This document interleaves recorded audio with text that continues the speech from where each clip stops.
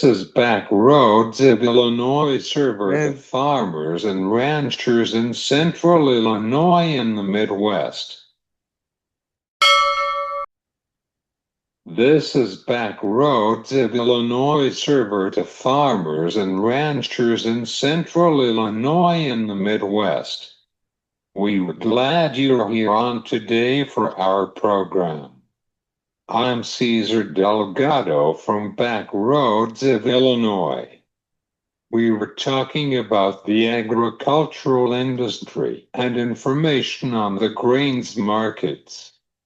I hope that you will join me for Inside of the Farm Sector on Back Roads of Illinois for each day only on Agri America podcast page and on my YouTube channel. It's Back Roads of Illinois. I hope that see you there. Welcome to join us on Back Roads of Illinois. I will have a conversation about SAF and the oilseeds and biofuel industry with Todd Hubbs from Oklahoma State University in Stillwater. Todd is an agricultural economist at Oklahoma State University. This has been Back Roads of Illinois. Welcome to join us on Back Roads of Illinois. I will have a conversation about SAF and the oilseeds and biofuel industry with Todd Hubbs from Oklahoma State University in Stillwater. Todd is an agricultural economist at Oklahoma State University. Hi Todd, how are you and welcome to join our show today. Hello, Caesar. It's nice to be here. Todd, let's start with our conversation about updating on the RVO for this summer for the biofuel industry with the crush. What is your thoughts on this situation? Well, we're still waiting for the EPA to finalize the renewable volume obligations for 2026 and 27. They came out with a proposal in June, which is really supportive to domestic feedstock.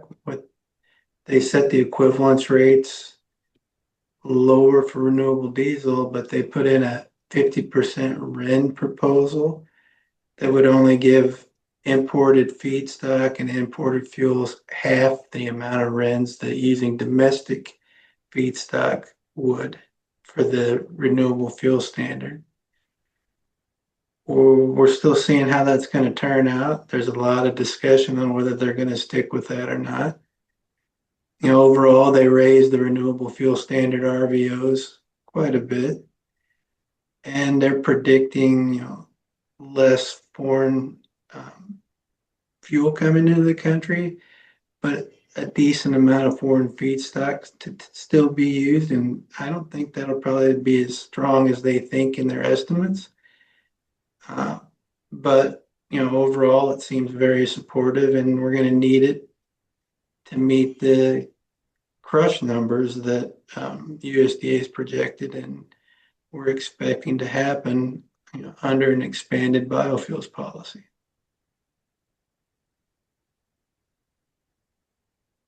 What is your position on the corn ethanol for next summer, especially with the E15 year-round?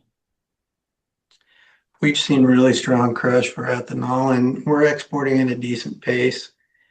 Last year, during the marketing year, we set an all-time record for ethanol exports, and we're cruising along at that pace again this year. Gas demand's been a little weaker year over year in 2025, and I think that'll probably continue. Year-round E15 blending may help to raise the blend level slightly. We don't see a huge amount of uptake in E15 nationwide. It's more regional. The places that have the pumps and the consumers that have the willingness to buy it. it's important to remember, E15 is not replacing E0, it's replacing E10. So if it's sort of kept regional and we don't see a major expansion, it'll be helpful, but it's not gonna like move us into another stratosphere. I don't think they'll ever be able to mandate it E15 like they did E10, but you never know. So I think, corn ethanol looks strong under the 45Z, under the one big beautiful bill that passed. They took out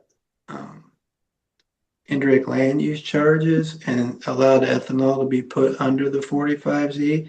So ethanol plants will be getting some 45Z money when they produce ethanol, which should be supportive. I look for a really strong year for ethanol now. Will we hit the 5.6 billion bushels USDA projected? I don't know. That's pretty strong, but I expect it to be strong. How about the beans crush really quick, Todd? The bean crush is really dependent on this policy, the RVOs and the RFS, and particularly soybean oil. We saw a massive crush in October and another really good one in November that NOPA put out. We haven't got the USDA data yet, but it's strong. The one hesitation about it is we also saw soybean oil stocks build significantly in November under the Oil Processors Association data, which is sort of worrisome because when you look in the EPA data that's given on the RFS, you're not seeing a real expansion in biomass-based diesel production through November yet. So we really need that to pick up, and we need some finalization of it soon if we can from the EPA.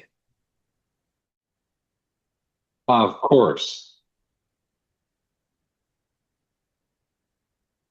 Last year and this time, last administration announced about the jet fuel and the substantial aviation fuels blend in the Midwest.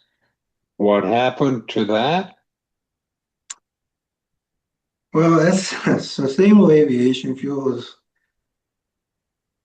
it's produced only a couple of ways in the United States. One's the HEFA process, which is the esters and fatty acid process that creates renewable diesel. And the other one's alcohol to jet, which there's only really one plant doing that, which is LanzaJet down in Georgia.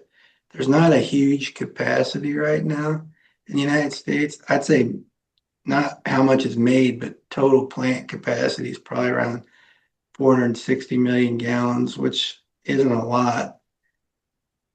Under the new 45Z rules, which takes effect in 2026, SAF gets reduced to more like renewable diesel and biomass-based diesel. They don't get extra money under the 45Z, so their policy stack's shrinking a little bit. And there hasn't really been a huge uptake. There's no mandate in the United States for it. It's just airlines agree to use some SAF to offset carbon emissions, but airlines are under pressure to make profit. SAF's 2 to 5 times more expensive than regular jet fuel, depending on where you're at. And while there's been a bunch of policies put in place, and Illinois in particular has one, if you fill up with SAF and you use SAF at Airport, Illinois, I think it's $1.75 a gallon credit. But there's only so much of that the airlines can take on or are willing to take on, and it's not mandated. So the only place in the world SAF's really mandated right now is the EU and the United Kingdom. And the EU has what's called Refuel EU, and they're mandated. It was 2% this year, and it's supposed to grow to 6% in 2030. But you're already seeing the airlines and the IATA, the Air Transport Association, start to say, look, there's no production of SAF available. This is getting really expensive. And you guys are expanding these mandates and those supplies showing up. The only thing that's happening is the price of SAF is going up. And I think they're probably going to have to change course or come up with something over there to fix that problem.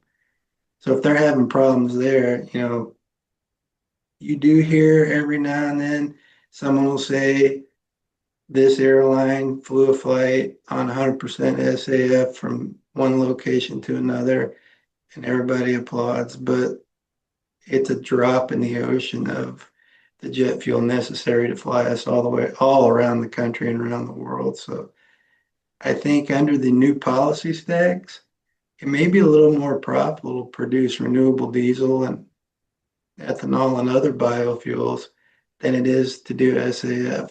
And we'll just see how that all turns out as it moves forward. But I know it sounds like a good thing, and if we could get ethanol to jet going in a big way, it could really be supportive. But you got to be able to scale these technologies, and they have to be affordable. And right now, that's just not happening. Do you think about regeneration agriculture on the biofuel? It could work for this tax credit for farmers in the Midwest.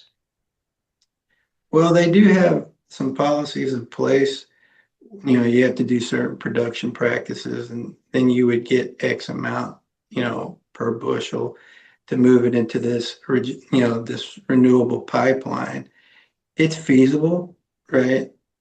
But it's just another policy stacked on policy, stacked on policy. And there's a lot of paperwork that goes into this. There's a lot of transaction costs involved with these things. And it it sounds good in theory. In practice, though, sometimes, it's hard to make these things work. So I think, Caesar, I'm for anything that helps farmers out. I'm not sure that's the one right now that's going to get us there. Wait and see, Todd. Yeah. How concerned about the farm economy with the biofuels industry? I mean, I'm concerned about the farm economy just with prices in general. Um, I think the biofuels industry is going to be pretty strong for us in the coming years with the new RVOs and all the other policies in place that, incentivize biofuel production. We just have really large supplies around the world for a lot of our main crops, and a lot of price pressure right now, squeezing our margins with high input costs. So I'm concerned about farmers, and I'm concerned about the farm economy.